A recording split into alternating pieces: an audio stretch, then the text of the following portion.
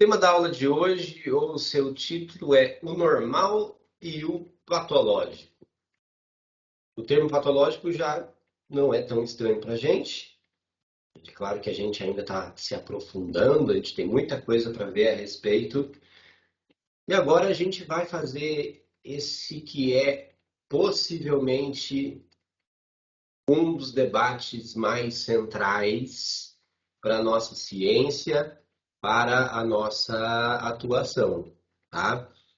O que, afinal, podemos considerar como sendo o normal e o que nós podemos considerar como sendo não normal ou doentio, como aquilo que sai do normal. A gente, no dia a dia, usa muitas expressões para falar a respeito disso, né? A gente tem muitas formas de dizer que alguém está falando, agindo, fazendo coisas fora do que seja mais ou menos esperado. Aquilo nos surpreende, aquilo chama a nossa atenção. Às vezes é uma boa surpresa, às vezes é algo que tem um efeito cômico. Cômico busca também fugir do esperado e essa surpresa é que provoca em nós o riso. É essa surpresa que provoca em nós, então, aquela sensação de descarregar a tensão que o riso costumeiramente produz. Não é? Mas quando a gente está falando de algo como uma fala, uma atitude cômica, a gente percebe que não é rotineiro, não é algo assim constante, que sai um pouco do esperado. É isso que chama a atenção do cômico, sair do esperado. Mas a gente não necessariamente chama isso de doentio. A gente não necessariamente vai falar que seja algo anormal. O cômico parece que tem a sua função. É claro que muitas vezes isso pode transitar por situações em que essa separação seja muito tênue. De maneira geral, a gente tem um lugar social bem estabelecido para o cômico, né? Eu não sei como estou lembrando aqui, por exemplo, daquela figura que é o Sérgio Malandro.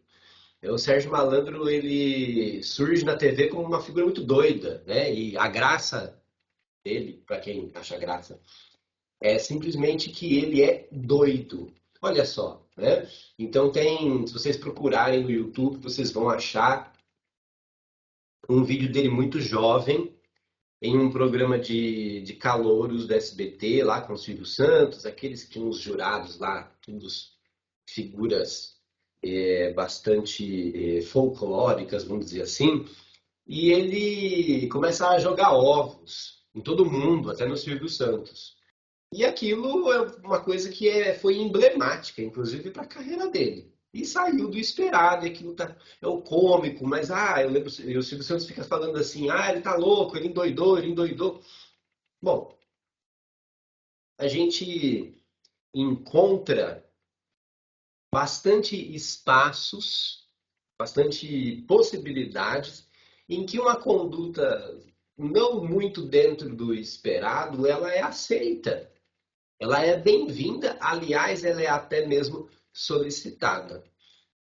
Afinal, no caso do cômico, está justamente a graça aí numa pessoa que está falando ou fazendo coisas inesperadas. Está, inclusive, desrespeitando normas sociais, por exemplo, está burlando nossas convenções sociais, nossas boas maneiras.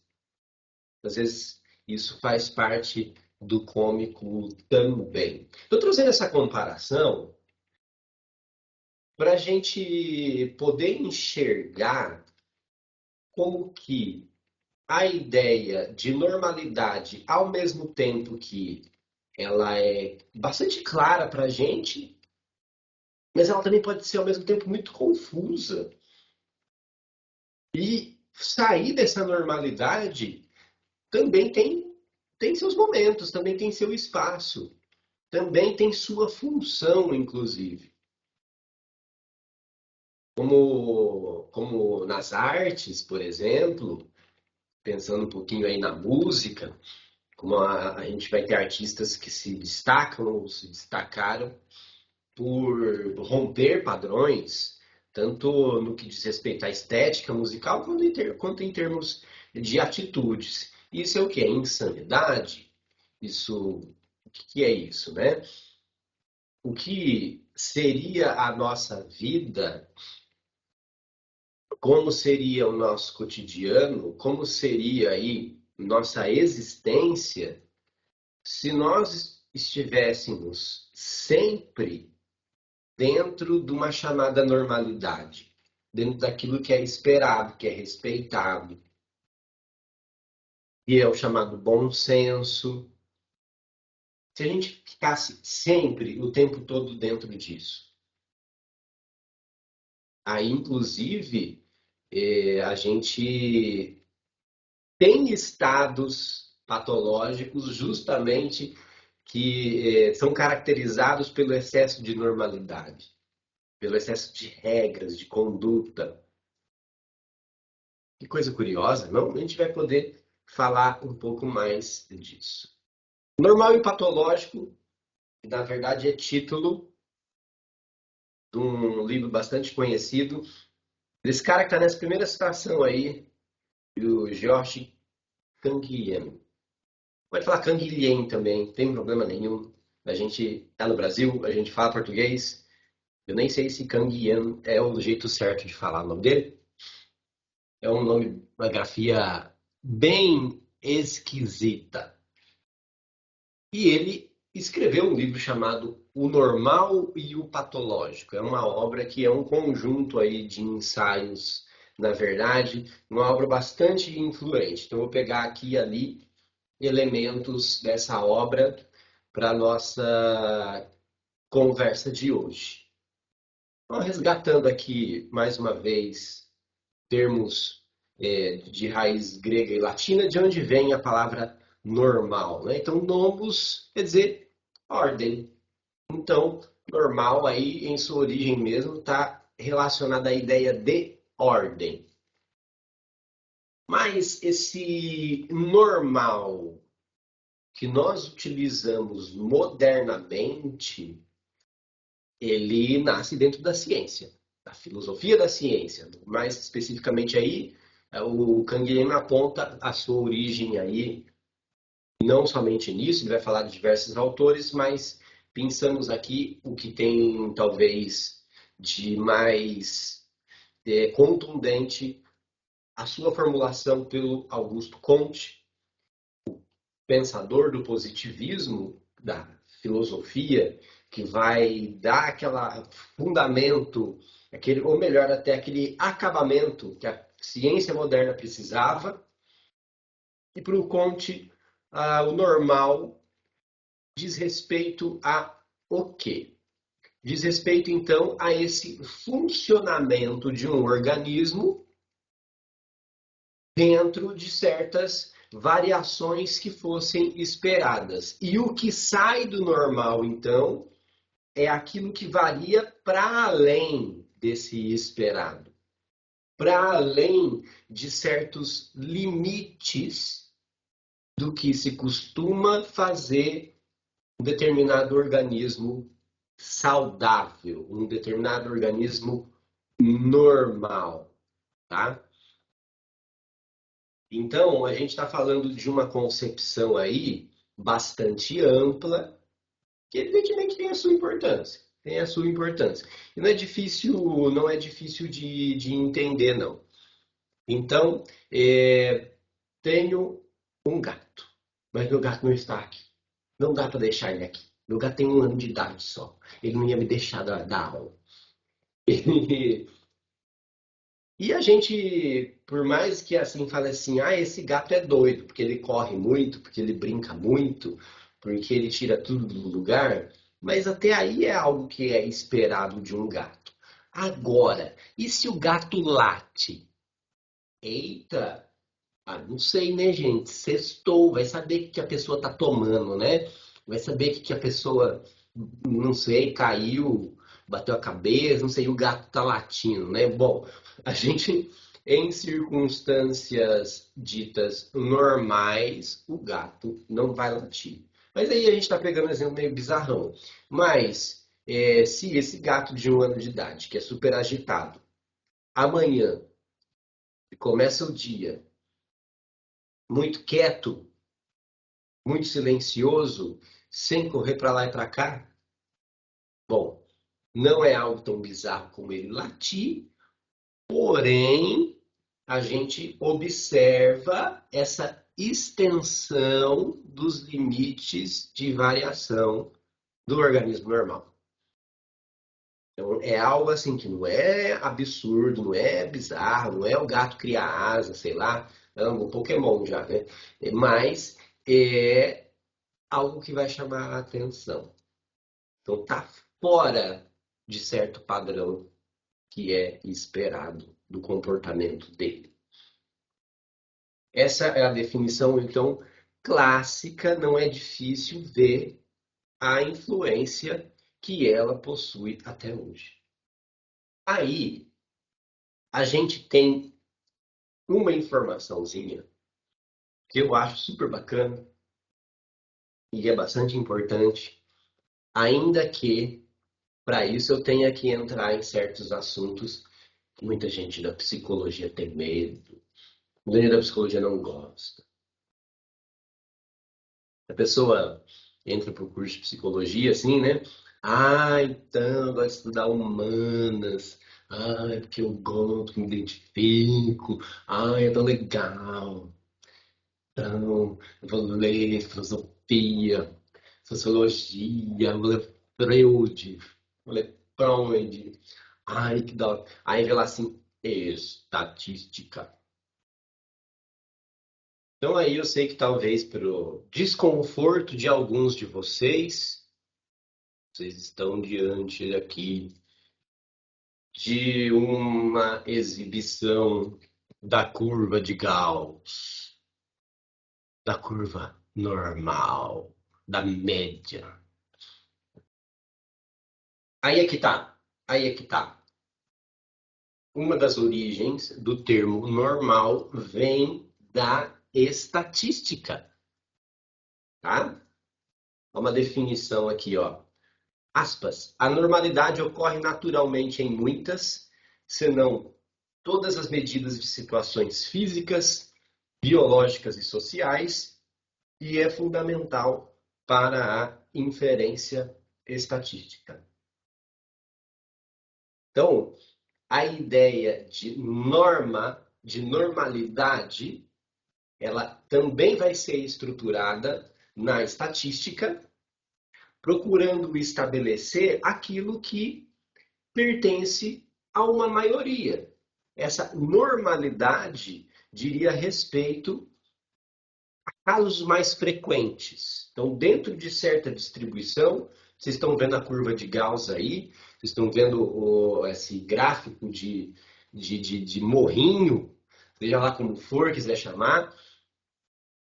Vocês estão vendo aí, ó, no meio, a parte central, certo? Onde você tem 68,26%, aí vai ter a distribuição do mais normal. Porque a maioria se concentra aí. Quanto mais se afasta desse centro, mais se afasta dessa chamada normalidade. Não, não vai virar aula de estatística, fiquem tranquilos. Mas é muito interessante a gente trazer isso. E, inclusive, com uma outra informação. Sabe o que significa a palavra estatística? Ciência do Estado. Então é uma ideia de quê? De se registrar, de se fazer uma inferência sobre as populações e estabelecer o que nessas populações pode ser considerado dentro da normalidade ou não. É uma ferramenta de governo para que se possa estabelecer com clareza aquilo que está dentro da norma e aquilo que não está dentro da norma. Vocês estão entendendo? É uma coisa assim que foi amplamente pensada como ferramenta de controle, como ferramenta de poder. E é uma discussão das mais importantes para a gente fazer aqui. E é muito interessante a gente pensar nisso, porque a gente traz um elemento, então, dessa discussão sobre o que é normal, o que é patológico, que diz respeito justamente àquilo que estão dentro de uma população, está dentro da média. Se, por um lado, isso tem aí sua importância para a gente pensar exatamente questões populacionais da saúde de uma população, por outro, isso tem algumas implicações em termos de reflexão, implicações filosóficas, de que a gente vai estar considerando então como aceitável quem está dentro da média. É essa questão que é bem perigosa. Daí, inclusive, a gente faz essa perigosa derivação de normal para saudável. A gente entra na discussão até que ponto está dentro da norma, está dentro da média, é realmente um funcionamento saudável. Quer dizer, a gente se vê exigido, se vê cobrado de estar dentro da média, de estar dentro da norma, para que seja aceito. Quem foge da média, quem foge da norma, paga um preço. Paga-se um preço por isso. E é claro que isso varia de população para população, de cultura para cultura, às vezes até de uma família para outra, dentro da família. Ok, a gente hoje vive numa sociedade um pouco mais heterogênea com relação à normalidade, enquanto conduta, jeito de se portar, valores morais, mas isso ainda é bastante forte. Isso ainda é bastante forte. A gente não tem dificuldade para constatar como até mesmo pequenos desvios de certa atitude esperada, de certa normalidade esperada, pequenos desvios podem produzir grandes transtornos para a vida das pessoas. A gente observa no cotidiano como pequenas excentricidades, pequenos gestos que fujam um pouco, que saiam um pouquinho ali do rotineiro, já se destaca, já chama a atenção, já traz aquela cara torta, aquela cara feia. Eu sei que tem gente aqui de cidades grandes, mas tem bastante gente também como eu, de cidades muito pequenas. E aí essa realidade ela é bastante nítida, bastante nítida. Como sair um pouco que seja de certa expectativa com relação à conduta, vestuário, forma de falar, profissões, já te causa certos desconfortos no seu dia a dia. Já começa a ser uma pessoa que é mal vista. As pessoas já olham torto, assim, esse daí é doido. Isso acontece com quem usa piercing, com quem usa tatuagem, com um homem que usa brinco, cabelo longo, pessoas que usam roupa preta e assim por diante. Não sei, tá? O pessoal que mora em capitais, eu acho que isso é muito mais diluído, pelo que eu conheço, assim, de algumas capitais. Mas aqui no interiorzão, isso é muito mais estrito. E aí eu até gosto de lembrar também que média, norma e média estão ali, né, no sentido muito próximo. Média é a raiz da palavra medíocre. Medíocre é aquele que está na média, aquele que é mediano. Ai, que cutucada, para que isso, né? Mas é que sobre nós, muitas vezes, as estruturas sociais, as instituições fazem essa pressão para que a gente viva uma vida medíocre, mediana, dentro da média, ordinária. Lembrei de ordinária porque ordem, né? Ordem, ordinária. Ordinário é aquilo que é da ordem. Veja bem que eu trago aqui, ó, a normalidade como disciplina. Mais uma vez a gente dialogando com Michel Foucault.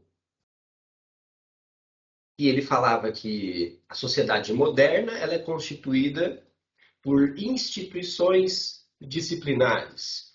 Não vou me estender nisso, mas a ideia é que essas instituições são o fundamento da nossa sociedade e elas têm um funcionamento voltado para a docilização das pessoas, através do controle de horário, da hierarquia, da previsibilidade dos movimentos, que o deslocamento, que as atitudes sejam previsíveis, da uniformização, inclusive do vestuário, mas das atitudes também, do palavreado também, das técnicas de exame contínuo ou avaliação contínua nas mais diversas formas e, é claro, um papel central para o chamado panoptismo. Você deve ter ouvido falar desse termo, que é a ideia de que crie-se o sentimento de que estamos sendo vigiados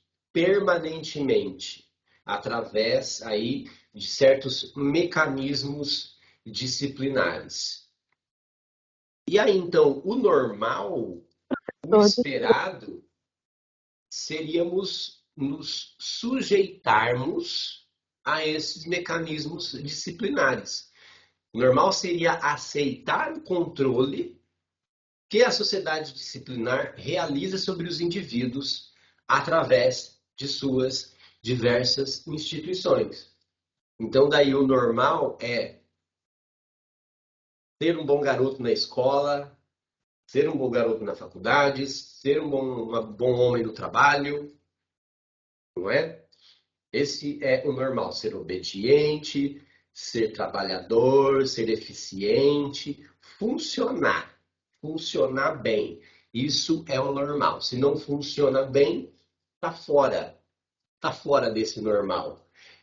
E uma das sacadas do Foucault é a seguinte, que aqueles que fogem do esperado, aqueles que não se dobram por várias razões a esse funcionamento, eles também têm um destino.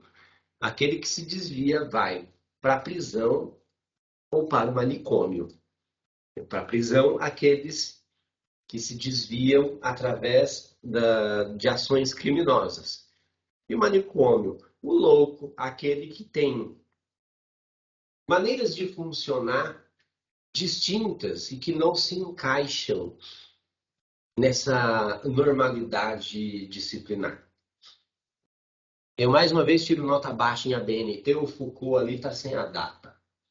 Mas eu estou citando aqui o Vigiar e Punir, o nascimento da prisão. A obra possivelmente mais conhecida do Foucault. Panoptismo. De panóptico. Panóptico, essa palavra pan quer dizer global, geral, diz respeito a tudo. Óptico. E vê tudo. Então, é uma palavra esquisita e que quer dizer aquilo que vê tudo. A sociedade disciplinar teria como característica o panoptismo. A ideia de que nós estamos sendo vigiados constantemente. Só que o negócio é tão eficiente que a gente não precisa estar sendo literalmente, concretamente, vigiado o tempo todo.